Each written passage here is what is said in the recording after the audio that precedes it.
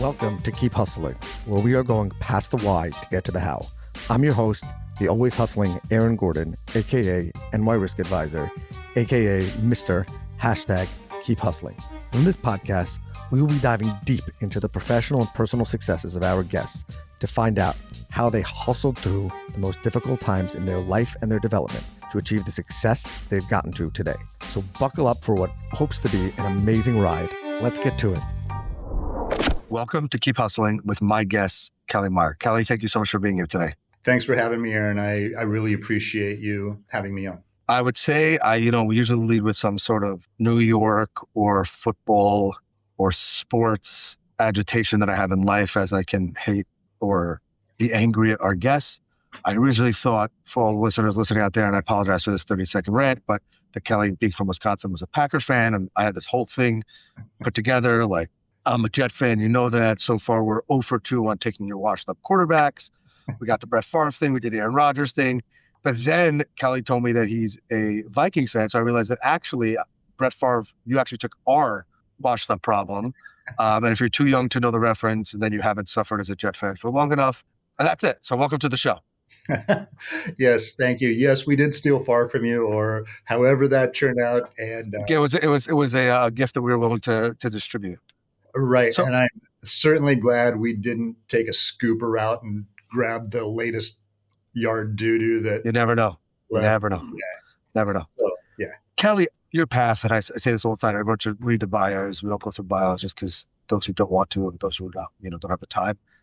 But it's incredible to me that in your bio, you say the words, and I'm going to quote here, from being a near dropout to becoming a professor. And I just want to be clear, you're also an author with doctorates and postdocs. That is not usual. Usually, even the near dropouts just barely make it through the thing that they almost dropped out of and then say that's it. Okay. Like I'm never going back to the classroom. Like this is just not for me. What was it in your journey that made you say, not only do I want to work past this, whatever the negative experience was or whatever the reasons were that you were thinking about dropping out, to I want to complete this level, the next one, and the one after that? Where does that come from? There's a story behind this, actually, because when I was about 14, I wasn't even in high school yet, and I began spending a lot of time in a place that I shouldn't have been, especially considering there was another place that I was supposed to be in the middle of the day. But my argument was that, school was boring, we didn't see eye to eye, and I really loved playing pool. So I spent a lot of my school days actually down at the pool hall. There was one day, though, that in the morning I walked into the pool hall and I noticed an old man getting off of his bar stool at the very end of the bar and walking towards the front door. And as we met, he stopped dead in front of me and he said to me, "Who are you?" And I thought, "Well, I'm Kelly." And he looked at me for what seemed like forever. And then he said this to me. He said, "No, you're not. And the sooner you figure that out, the better off you'll be." Now, here I am, a scrawny little pimply-faced junior high punk. And I thought, what a weirdo, right? Crazy old drunk man hassling some little kid in a bar. It didn't hit me. But shortly after that, I started going through these awkward teenage phases where we try to discover ourselves. And when I hit that phase, when I was feeling lost and needing to be found, like we all do, we all go through this phase. But it was the old man and his words that came back to me, that crazy old drunk guy. And his words echoed in my head. The sooner you figure it out, the better off you'll be. And so I took a stand. This is who I am. This is what I represent. And this is where I'm going to fit into this life. It didn't fit in with society's norms. And so I still just did not fit in with high school at all. I spent more time outside of high school than I did in the hallways. And in Nebraska, you had to be 16 to drop out. And so I had it all planned out. I'm done. I'm not doing this anymore. And it was like a week before my 16th birthday. I remember this. And the principal called me into his office and he said to me, "Kelly, I think it would be best for everybody if you dropped out." And in my brain, when I walked into the office, I was ready to sign and be gone. The second he said that, call it the stubbornness in me or the spiteful or whatever it was, my brain just went, "Nope, I am your problem for the next 2 years." And so I stayed. I graduated with like a 1.8 GPA. Had no plans for college. Why? Because I already knew everything. I was that kind of a kid. So I ended up working construction and for about 2 years. And one of the old men there said to me during lunch one time, he said, "So you're a lifer now, huh?" And my brain again went, "No, I'm not." And so I started hitting the band thing really hard. I was a musician, ended up with a record deal, and that fell apart. And at that point, I was really kind of lost again. And I had met my wife. She was my girlfriend at the time. And I'm like, I don't know what to do. I mean, I really am kind of lost. The old man kind of came back. The sooner you figure it out, the better off you'll be. And then her words were, "You love music, you love kids. Why not be a teacher?" And so my brain went, why not? I got nothing better to do. So I did. I got my undergrad in education and psychology. Music was my discipline. After that, I started teaching high school. Loved teaching, absolutely loved it. And that drove me to get my master's degree in education and psychology. Then went on to get my doctorate in education with postgrad work in psychology and human behavior. I don't have a doctorate in psychology, but just one. That's one more than me. And it's okay. And at that point, I was an associate professor working for the university, and the university began going through a reorganization, and none of us really knew if we were going to have jobs or not. And so at that point, unsure of what the future might hold again in my life, I had a conversation with my wife, and we decided that, hey, maybe it's time to step out of the classroom and do what I do full time. Now, I had been coaching people and speaking and doing workshops and writing ever since I started teaching. At the very, very beginning, that was sort of going hand in hand because human behavior was like a passion to me. So I'd been doing both of those almost both full time ever since the very beginning. And so it was time to cut the classroom ties and just do this full on. So I want to dissect a bunch of parts of that story, if that's okay. Yeah. The first is, I find it interesting that the quote from the old man led you to discover that who you were was somewhat against the societal norm. What I mean to say is, when you discovered what you were actually looking for, it wasn't where you were supposed to be, for lack of a better term. And I want to get to what the principal said afterwards. But the point is, and yet many would say that if a person, especially a teenager, or even a young adult, discovers in themselves that where they're best, where their energies are best placed, where their hustle is best defined, is outside of the norms, they should actually stick to the norms and squash that. Yet what impacted you the most was realizing and engaging with what was against the plan, which then led you back to the plan. So how do you balance the fact that there are certain, what I'll say, truths of growing up, especially in the US? One of them is probably having to go to school, probably having to go to high school. Let's just take the 16 to 18, and let's just call it all of high school, for lack of a better term. And yet, sometimes the greatest purpose is found, or the greatest growth is found, bucking that trend. So should parents encourage their kids to go against the grain? Should it be a conversation of, we understand, or we're happy that you found this, but we got to check off these boxes, and then we're going to pursue that?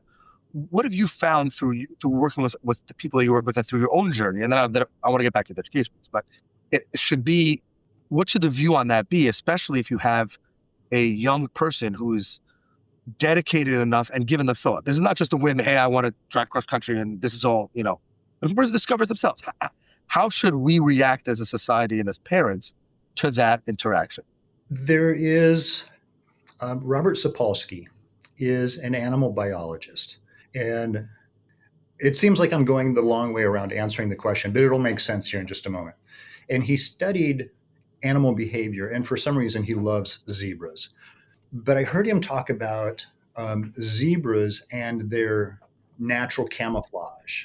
And when you look at a zebra across the savannah, the zebra sticks out like a sore thumb, this black and white stripes against the green grass, brown grass. But the camouflage for a zebra isn't against nature, the camouflage is within the herd. So they're camouflaged against other zebras. So the problem that biologists ran into is that they were studying the zebras and they were watching a zebra and they'd stop to write something down. And when they looked up, they couldn't remember which zebra they were looking at, which is the same problem that the predator has, because a lion doesn't see a singular zebra, it sees this giant mass moving around the savannah. And so the lion won't attack the mass necessarily. So the biologists had this great idea to go out and hit the hindquarters of the zebra with this red paint so that they could follow which zebras they were studying. But guess what happened to the zebras with the red paint? The lions ate Kill. them. Yeah, because they stood out above the crowd. And people are like that too. Like, we are afraid to stick our head out above the crowd for fear of it being lopped off, for fear of figurative or sometimes literal losing our lives. Because acceptance, I've discovered, ensures survival. Again, literal and figurative. And so if you think of teens, and my youngest client is 11, I have several teens. My oldest client is 78, and they all sort of, struggle with this at some point. But acceptance ensures survival. So as a teenager, you have to be accepted within your peer group. And if you are not, you become ostracized from your peer group. At work, whatever your job may be, you have to fit in with whatever the status quo of your job is. And if you don't, you are ostracized from your job. The same is true with your family, with your friends, all of these different things. You have to be accepted, you have to fit in order to survive within that pack. But the question you have to ask yourself is this: am I really in the right pack? Because just because you stick your head out from one pack doesn't mean that's the pack you're supposed to be in. So the trick is really to find whatever your pack is. Now, my pack growing up was very, very small. I didn't have the clique. I was an athlete, but I couldn't hang out with the athletes because I was a hood and I smoked across the street from the high school. I couldn't hang out with other groups because I just did not fit in. I had like 3 really good friends who I'm still friends with, like 35 years after the fact. And so it's about finding your own tribe. And so as I was going through this process, I was sort of also not just discovering myself, but discovering my tribe, and sacrificing who you are to fit in with the tribe should never happen. Sacrifice your tribe for yourself. Find yourself first. Your tribe will come to you. So what I would tell people as they're growing, parents with kids, I have 4 kids now and they're all grown. My baby is a senior this year. And we've had this conversation like, maybe that's not the best friend for you to have if this is how it's going to work out, and you have to decide that. But you be yourself, as long as you are true to yourself and you hold the same morals and values that I have taught you, you're going to discover your own sort of belief system amongst that. But we have a saying that's on our wall. I actually love it. It's about going out into the world and being what is good, kind of a thing. So as long as you hold your morals and values, stay true to yourself, find Be the yourself. change you want to see in the world, Mahatma Gandhi. So I love that. And I love the fact that, again, let's assume that the tribe that we're hanging out with is legal. We're doing things that are legal and moral and ethical, right? But that we're not breaking the law here. We're not committing murder with our tribe or robbing banks. I think we can assume that. I think that that's an amazing point, and that is that very often people think that they have to be with the zebras, but if they were just hanging out with the lions, they would fit in much better. I want to ask about your educational journey, and then I'll pivot to something that we were discussing before. But you said that you, for lack of a better term, your journey to higher education for yourself, which then ultimately led to teaching, which you loved, which then ultimately led to what you're doing now, began out of spite, for lack of a better term, right? Yeah. Yeah. How do you feel about that now? How do you feel about the fact that this whole thing happened, and obviously it worked out, and I don't think you would change it, but like, should the principal have pushed you harder before? Are you happy that you had that spiteful, no, you're not going to tell me attitude as a teenager because look at where it led you. Do you wish the path was more traditional? I just reflecting on it, obviously the ends justified the means of that conversation, if you know what I mean. Like, hey, I'm going to be disrespectful to the principal in the best possible way for me in the outcome and in a great way, because it's not going to be, I'm not going to punch him in the face or curse him out. You know what I'm saying? Right. But like, it's just fascinating to me that that small snowball at the top of the mountain, again, it wasn't like you said, or it wasn't like the end of the story ended up being, I'm just going to graduate high school. It's that character trait that puts you in the highest form of education. Right. So how do you feel when you reflect on that? And one thing that I've discovered, well, from the very, very beginning, I've always been driven to be the best at whatever I'm doing. At playing pool, I wanted to be the best player at the table. No matter what I was doing in my life, I wanted to be the best at it. And if I wasn't, I needed to figure out how I could be. How much more work do I need to put in? What else do I need to do to be the best at whatever this is that I'm doing? Now, I wasn't always doing what I was supposed to be doing, true, but I wanted to be the best at that. When I look back at my career in high school and what that means to me now, it was lessons. And sometimes when we think of, learning things, when we learn things from people, we think of mentors and people that we look up to, like they're teaching us lessons. But at the same time, all of those things that a lot of people would call negative are also just lessons. That's all it is. It's the meaning that we give things. See, we as humans have a tendency to give meaning to things. And whatever meaning you give to something in your past will become part of your future at some point. And it's that meaning and it's that emotion that's going to keep showing up in your future. So, whatever meaning you give in your past, yeah, I could have very easily at that point said, you know what? F you, and I'm gone, and I'm not dealing with none of this anymore. And I'm no. And then I would go on being, you know what? I am the dropout. I'm the loser. I failed at this. I can have that mentality. And then that mentality is what I'm going to be living with in the future. Instead, I happen to have, and it's hindsight, really. I didn't do this on purpose. Like you said, I did it out of spite, like I said. But at the same time, it was, no, I'm not quitting. I'm not going to give up. I'm going to do this, and I'm going to make your life miserable for having me here. And I'm going to do the best that I can at making your life miserable for the next 2 years. I think that very often people think that the path has to be a straight one or the one defined by others.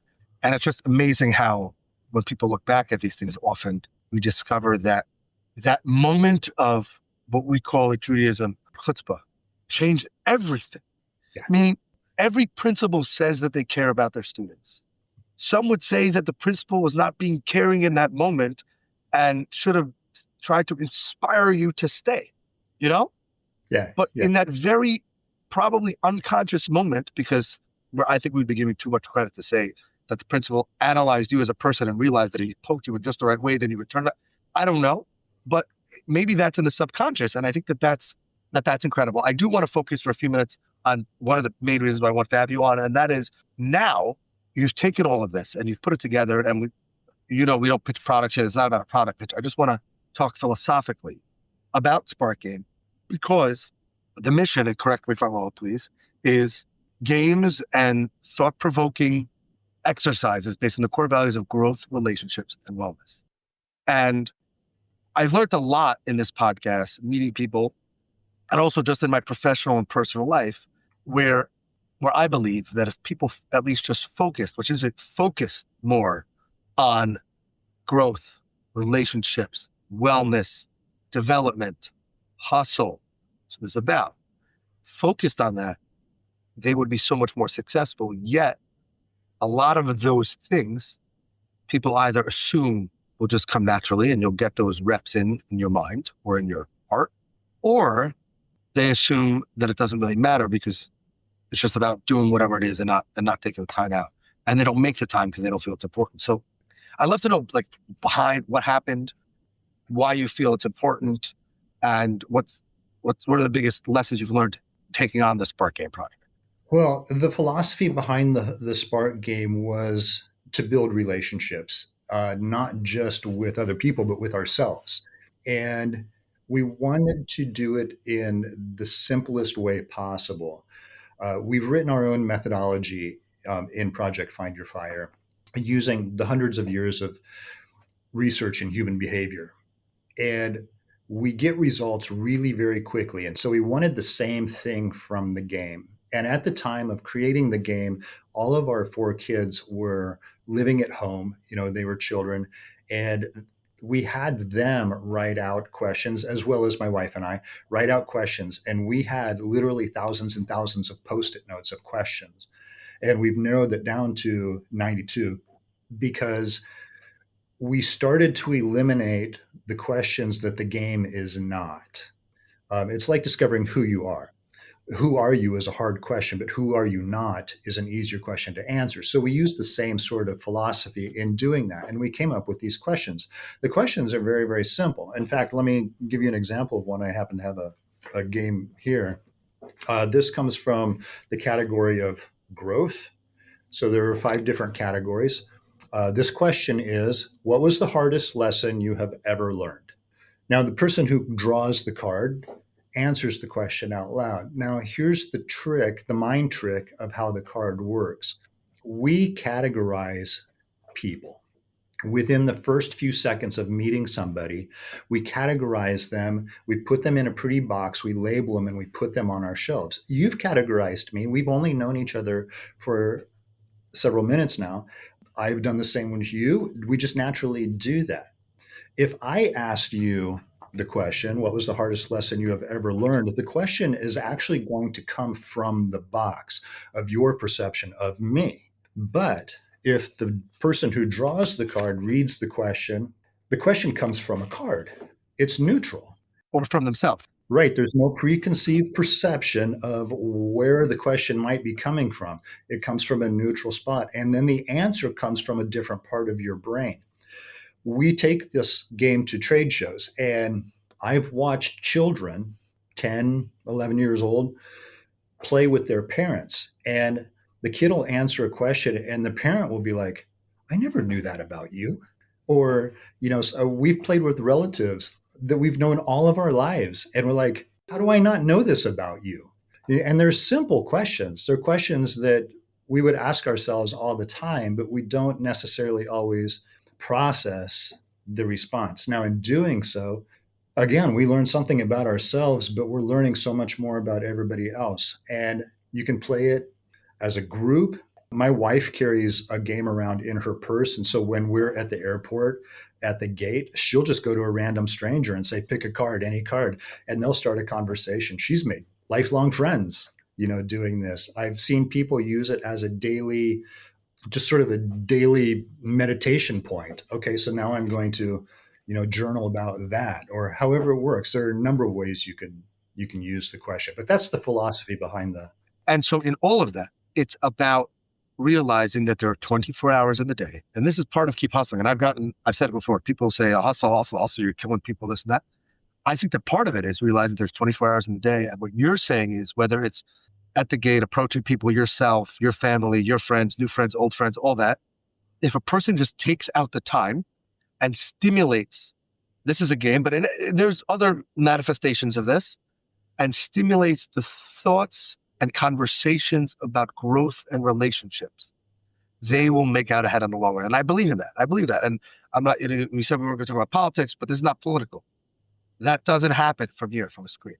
That doesn't happen from a screen. And I'm not talking about, you say that you're going to, have a conversation with, you have a partner, let's say in this game, and everyone picks a card every day, and this person happens to be out of town, and you use a phone. That's not what I'm talking about. I'm talking about the average building relationships in that. And I think that people, if they do that, and if they see that, and are inspired by your work, and even see your story and realize that a lot of your story, your success, and your growth really came from that introspection.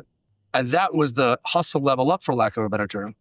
Then people will actually take out the time and they'll see that incredible exponential success. So I'm inspired by it. I want to get one, and we'll kind of, and I hope others do, whether it's with the game, we said we weren't going to sell it, or whether it's just on their own. I think that the world would be a better place if people we're introspective and thoughtful, even for 90 seconds a day about these things. Yeah. And it's one of those things, like I said, the questions are simple and people can just, with your spouse at the end of the day, people struggle with their relationships in their spouse. They sort of, after several years, they start to lose the passion, lose the connection. My wife and I have been married for 32 years.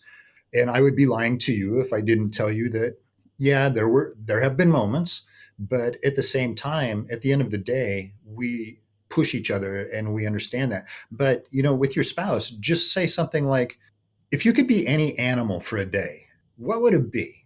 Ask them something that you don't necessarily know, but it doesn't have to be a hard question. It doesn't have to be emotionally draining or just go with it. And that will stimulate the conversation. I love that. Absolutely. I absolutely love that. Kelly, I'm so happy that you came on. I love your story. I'm inspired. I think that everyone should do something, either from listening to your story or from the Spark game, and just be inspired to level up their hustle in that way. So really, thank you for being here. As you know, we have a closing decision on this podcast where we ask our guests to leave us with their favorite motivational or inspirational quote and what it means to them and their hustle. With that, I'll say thank you again, Kelly Meyer, for being here. Everyone should check out your contact information. Check out the project Find Your Fire, because I know that they'll be inspired and then their hustle will be inspired and the world will be a better place. So with that, the floor is yours. Okay, so there are a number of them that stand out to me. In fact, in my office, I have a giant whiteboard and I have different notes to myself, reminders to myself, things that I would normally tell my client. And the one that I'm seeing is, what is your slow elk? And the story behind this is that on the indigenous reservations in South Dakota, extreme poverty. And I have heard that there is something out there called slow elk hunting. Now, a slow elk is essentially a cow, and the young men in the middle of the night will go out slow elk hunting to a neighboring rancher or wherever, but they would go out and kill a cow or two, load it up in the truck and bring it back and spend the night butchering it. And so when everybody in the town wakes up in the morning, they will have a package of fresh meat that is going to keep them literally alive. And so I started thinking about that. And I thought, these young men, it's not necessarily the most legal thing to do. And so they're risking their livelihood, they're risking their freedom. And depending on the rancher, they're risking their lives in some aspect, but they're doing so that the entirety can survive for the benefit of the whole. And so I ask myself this, and this is the question on the board: what is your slow elk? What is my slow elk? I ask myself that. What am I risking? What am I laying on the table so that others can benefit? What am I putting on the line? How much am I really giving so that others can be better? What is my slow elk? Amazing. Absolutely amazing. I love it. I love the elk, slow or fast. Love the zebra and all the other animals that we discussed in your journey. So really appreciate it and appreciate you again. This has been another episode of Keep Hustling. Remember, do well by doing good. And of course, and always, keep hustling. All right, hustlers, that brings us to the end of another fantastic episode. Thank you for listening. The listeners are the most important part of this show. If you like what you heard, please leave us a review wherever you listen to your favorite podcasts. Your feedback means the world to us and helps us reach more listeners. Plus, be sure to subscribe to our podcast so you never miss an episode. We have some amazing guests and topics lined up for you, and we don't want you to miss out. And finally, if you have any suggestions, comments, or even just want to say hello, please feel free to reach out to us on all social media platforms. We are Keep Hustling Pod on Instagram, X, Facebook, and LinkedIn. We would love to hear from you to continue the conversation. Thanks again for tuning in and supporting our podcast. We truly appreciate each and every one of you. Until next time, stay curious, stay hungry, and keep hustling.